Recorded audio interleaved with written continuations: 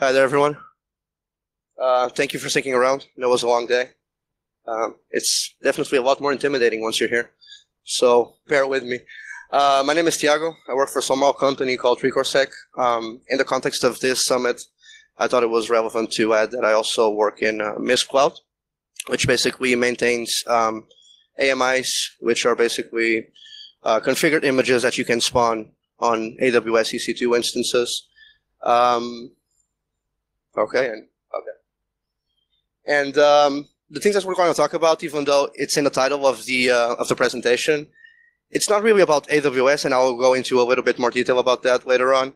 The idea here is to present scenarios for high availability for MISP deployments, and also showcase some experiments that worked and those that failed, and some notes for deployment as well.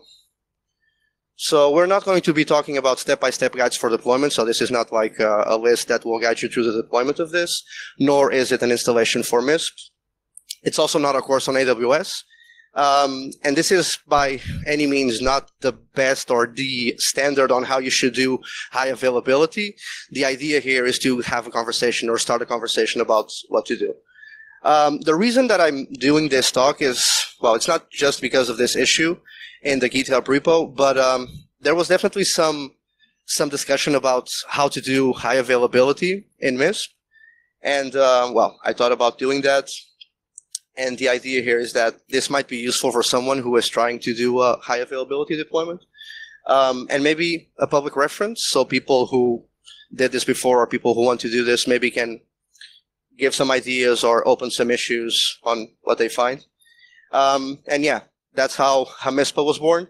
And this is basically a cluster in a high availability, resilient environment that leverages AWS. So even though I am using AWS, what we're going to talk about here today can apply to any other cloud provider, or even not even a cloud provider. If you just want to do these things all by yourself, you can do that, no problem whatsoever. So the way that we went about this is to have high availability and disaster recovery for databases. All our MISP code base is going to run on a cluster. We'll have a shared file system between all of these cluster nodes. We'll do load balancing between these cluster nodes. And the interesting thing is that we want to do auto-scaling for this as well. So if something bad happens, we want to auto-scale, so we always maintain availability and performance. And we'll use as much encryption as we can, both in present and at rest, and also leverage some services for web application firewall and DOS protection. So what we end up with is something like this. The way that I found it's probably better to explain this is by going through each service. We're not going to go into a lot of detail, but we'll run through some of these servers really quick. And we're going to do this with AWS 101. So we start here with the VPC. This is basically our network. And we are running with a VPC with 2 private subnets and 2 public subnets on different availability zones to maintain higher availability. We also have our DHCP options well configured so that we don't give public routable IP addresses where we shouldn't. And we have internet gateways for the public subnet and NAT gateways for private subnets. So starting off here in the database layer, we are using a service called AWS RDS, which is Relational Database Services. It allows you to configure, manage, and scale databases. It also does a lot of automation, so you don't have to worry about the database aspects or maintenance of the database aspect. It supports several engines, including MySQL, which is the one that we're going to use.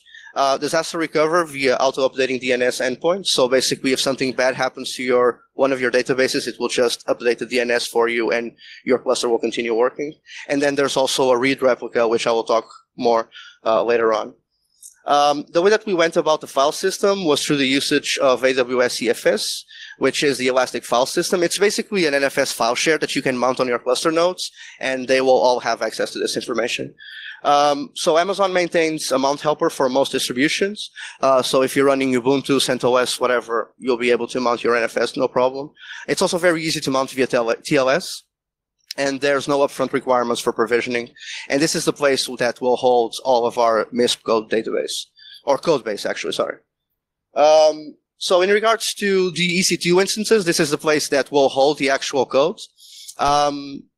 These are called elastic compute clouds. It's a compute capacity. Think of them as virtual machines, basically.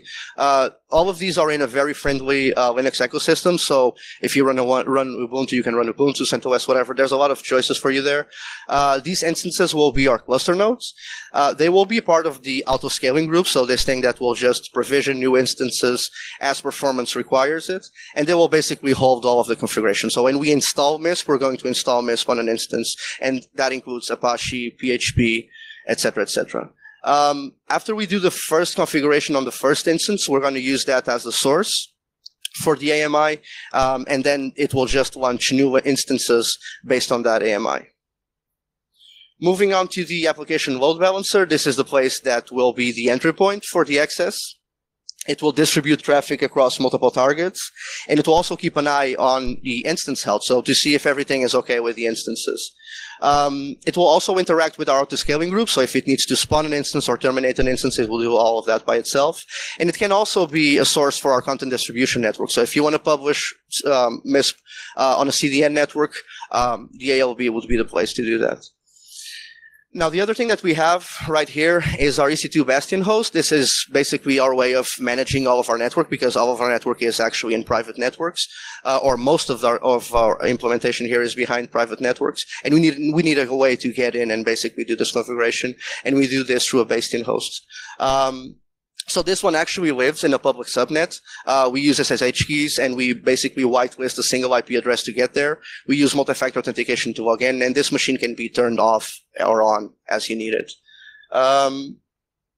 Two other components here in the public subnet. So the web application firewall. This is basically an AWS service that you can basically turn in or turn on, and it will pretty much do everything by itself. If you want to have some custom rules on it, you can.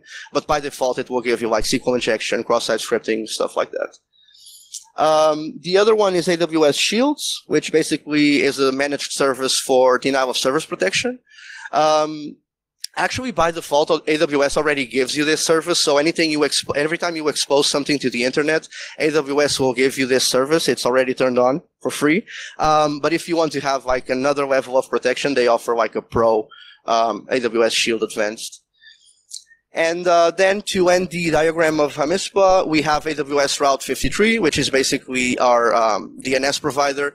And it's also high availability managed DNS provider. And one of the cool things about Route 53 is that it does health checks. So it can see if, for example, if I had another load balancer and it does health check and it sees that this load balancer failed, if I had a parallel infrastructure right here, it would just stop routing to this one at the DNS level. It would stop routing to this one. It would just run to a parallel infrastructure, which could or could not be connected to the same RDS instances.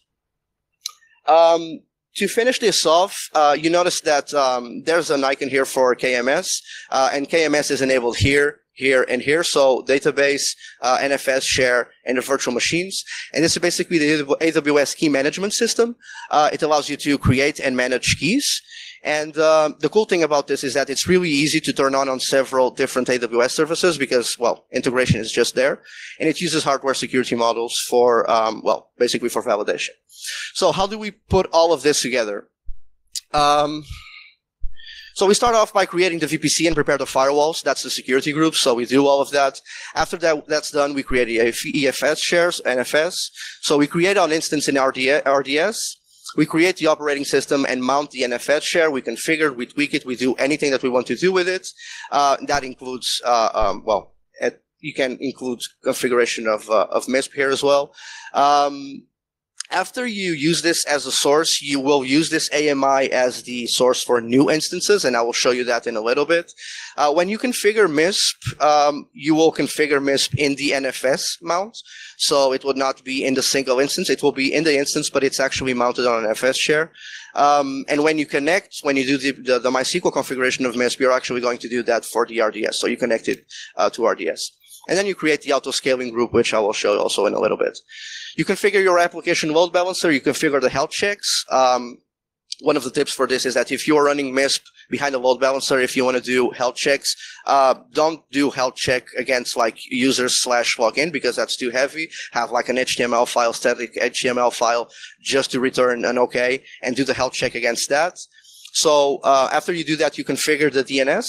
You basically can use EISM from AWS as well to issue the certificate, and that will provision and install the certificate, so you don't have to worry about maintaining any certificates. And I will talk about the actual certificates in MISP in a little bit. And if you want to enable web application firewall, or if you want to publish it on a CDN, so a content distribution network, you can do that as well.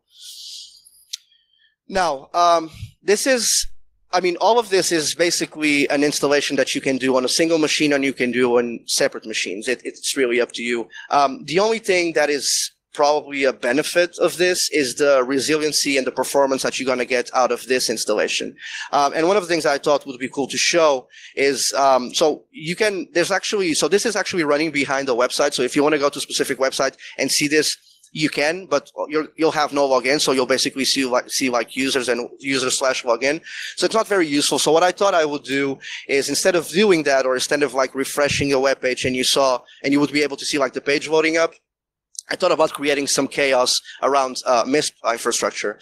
And the first test that we're going to do is basically Apache would fail, right? So you have your instance, and for some reason Apache fails. And by Apache failure, I mean that the file that we are using to do the health check, it would not respond. So we would get a timeout or something. So the application load balancer would not be able to retrieve the file that we are using to do the health check. And once this happens, our application load balancer will say, okay, so this particular instance, the one that I don't get a reply from, this instance, I'm going to consider this instance faulty, and I'm going to start a new one, put this one behind the load balancer, and terminate this one because clearly something is happening here. And that's the approach that we're taking. So ephemeral almost instances. So instances, they lose their importance because they're just instances that spawn, and the important part is actually an NFS share. So any instance is you can just throw it away if something bad happens to it. And this is what this video will show, I think. Okay, here we go. By the way, I'm not brave enough to do demos live, so I'm sorry for that. So there's recordings for everything. So I will talk through this. So basically, we have our load balancer here, and you see that our load balancer has 2 targets, which are now considered healthy. And this is basically because they are passing the health checks that we have configured for them. And the thing that I'm going to do after this is I'm going to go to the instances listing, and I'm going to get the private IPs. And you'll see that these are non-routable IP addresses because none of these instances are actually exposed to the internet. And that, as you can see in the diagram there. So I'm basically in my Bastion host right there, and I'm connecting to my private instances, which my security group rules allow, obviously. So I have connection from my public subnet to my private subnet. And I'm basically going to stop Apache here.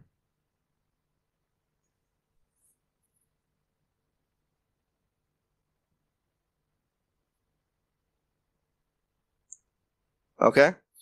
So stopped Apache, everything is still okay. After the time that you define, and the health checks can be configured to whatever time you want, after a little bit, it will be considered unhealthy.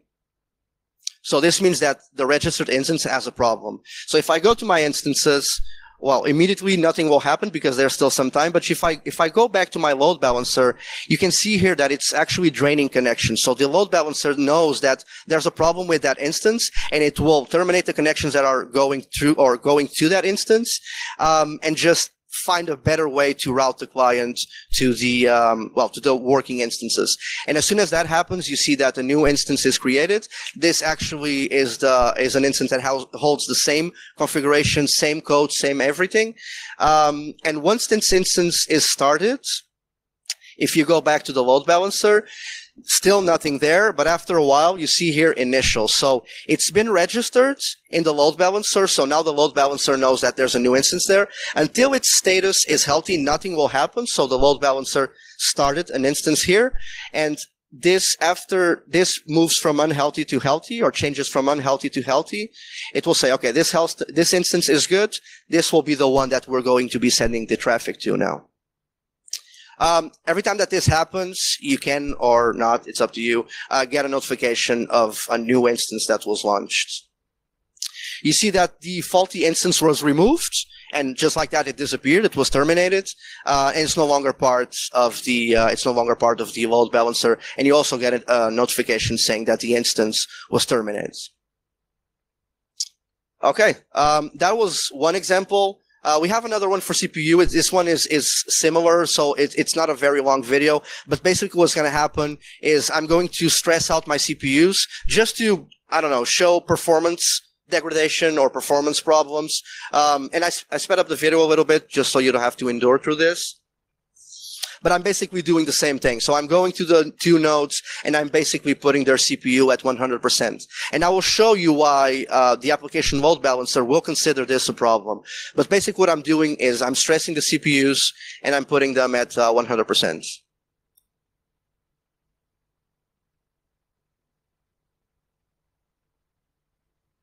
Okay, so this is actually interesting. So it sees here, you can see here that the average CPU should be at 50%. So this is a scaling policy. So I told my application load balancer, which is aware of the status of my instances, that if something happens in which my overall Pi doesn't have 50% of performance, it should consider that a problem and it should scale and add additional instances. And because both of them were at 100% CPU utilization, the application load balancer considered them both faulty and it started actually two different instances. So you see here that it launched two new EC2 instances. And it will basically do the exact same process again. So because the CPU was stressing out, it started two new instances. The old ones will be terminated. The new ones will be registered in the application load balancer. And, well, in this case, because we only had two instances, and you obviously have to do some sizing when you're doing this, because we only have two instances and I stressed out both of them, we are obviously going to have some downtime or at least have a performance hit. But you probably didn't have to be as aggressive as this. And this one is just a termination. So if someone for some reason happened to just go to the panel, delete a virtual machine, because we said that we need at least two instances for this to perform correctly, AWS will just start a new instance to maintain that same level of service. So if I do a terminate here, after a little bit, you see that it's shutting down the nodes. And I see here desired two, so I always have to have two instances. And because I terminated one, it immediately started a new instance. And yeah, and the rest of the video, it's basically what you already saw. So you'll get an email saying that an instance was terminated, a new instance was added, etc., etc. So going forward with this, I think there's some room for improvement here. I am having some issues with Apache. I'm not exactly sure what. So maybe consider Nginx. I don't know. One of the things that would also be interesting, and that obviously depends very much on your use case of MISP, is have, for example, an auto-scaling group for the read replicas. So I don't think I have, it's, so if you go back here, so for example, this part of the database is actually for disaster recovery. So when you spawn an RDS instance, it will create your main database and it will create a second database. And this is the one that in case something happens to this one, it will self-update the DNS entry so that your configuration will go to the one that is working. The read replica, however, is not for disaster recovery. So the idea that I had is if you have some systems that are using MISP in a programmatic way, let's say, for example, that you're extracting information out of MISP to put on your Suricata or Snort, you're basically doing the IDS export or the NIDS export. Maybe you could have an auto-scaling group or just consult this read replica directly, and you would get all of this information from the read replica because you don't have to interact with it. You're just basically exporting information out of MISP. You would do that through here, and you would leave your normal database for your everyday use. That's just an idea. It's really, it can do many different ways. So the other thing is I'm going to look into using AWS Elasticache, Redis in this specific case, to see if we can gain some performance benefits out of this. I didn't do a lot of metrics with this. My main focus, also because the metrics are very much dependent on the instances that you are using, and I was using mostly very low level or not expensive instances. So I don't have a lot of performance metrics. And the other thing that I want to do is basically do the DNS failover for a different application load balancer. So if Route 53, the DNS, the part that we use to access MISP, if it does the health check and if it sees that load balancer is not responding, it will just route us through a different application load balancer. Now, This is not a very technical talk. I am aware of that. So I will put, it's not up there yet, but I will put all of this like etc, fstab configurations, Apache configurations. So everything that went into this, I will put up in this GitHub repo in case you're considering doing this. And yeah, like I said, if you have any questions or the idea behind this, I know I said it's not about AWS and I then gave a lot of examples about AWS, but the idea here is to talk more about a high performance or not high performance like in the talk that we saw before. I can't do that even if I wanted. But from an infrastructure perspective, an architecture perspective, to get the conversation started on high availability. So if you have any questions, yeah, feel free. I'm also on Twitter if you want to talk more about this or AWS. Yeah, Andres, yeah. So first of all, thanks, because this is really great stuff that you presented. But one thing I was wondering about is, did you ever run into a situation with MISP where you felt that you kind of had to work against the tool to make this work? So was there any blocker for you that we could basically help you with? Not necessarily. MISP is not this sometimes. So the approach that we took here is basically the approach that you would take to have any high availability application. In this specific case, in AWS, there was nothing specific in MISP that was complicated. There's a few situations where I was getting a lot of black holes requests. And this is where I pinged you on Gitter, because I still need to look into that. And I will, now that this is here and that I will put everything up on GitHub, I will talk with you guys because there's definitely some things that we could work there. Yeah. Okay. Anyone have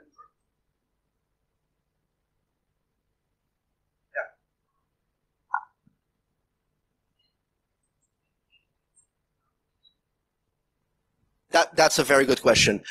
Very, very good question. No, I haven't. No, so I haven't done anything. I use Terraform quite a bit and CloudFormation quite a bit.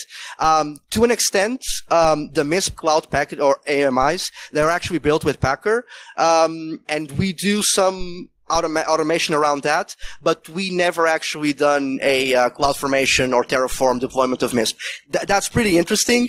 It will be, I don't know, maybe quite an undertaking. Maybe with these pieces of the puzzle, it will be quite interesting to have like CloudFormation. I will absolutely look into that. But if you're working on that and if you want to ping me, yeah, please. Yeah.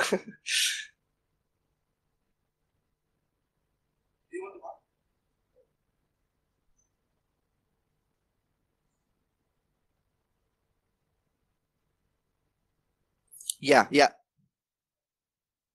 Yeah, absolutely, absolutely. That's one of the things. So on top of the sinkhole, black hole. Yeah. So on top of that, I definitely need to look into that as well because that is definitely an issue. Absolutely. Yeah.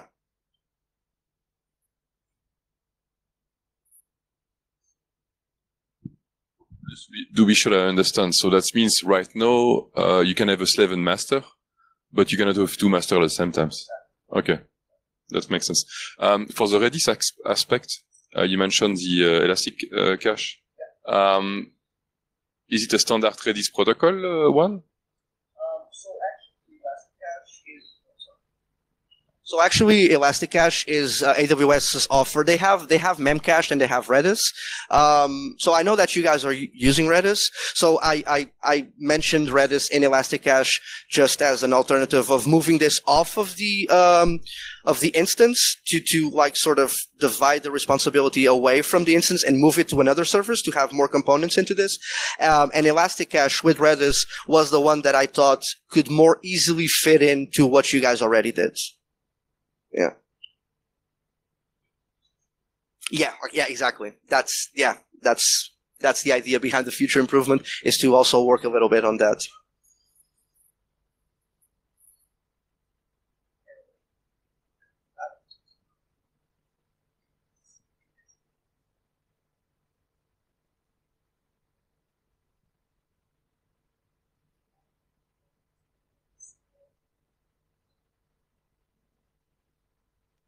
Yeah, that's a good question. So the only reason behind EFS is because you don't have to worry about rote or basically any mounting problems or any mounting issues. Because of the mount helper that Amazon makes available, it's quite easy to mount that as an NFS share. But you can basically do it with anything. As long as it's something that is transversal to all of the instances, you could go with anything. The cool thing about EFS is that for the operating system, it will show up as a very simple file system. You can mount it anywhere you want. And that can be, for example, var www MISP. So that's cool. But if you want to do it with something else, you can absolutely do that. No problem. Yeah. Any more questions? Okay. Thank you very much.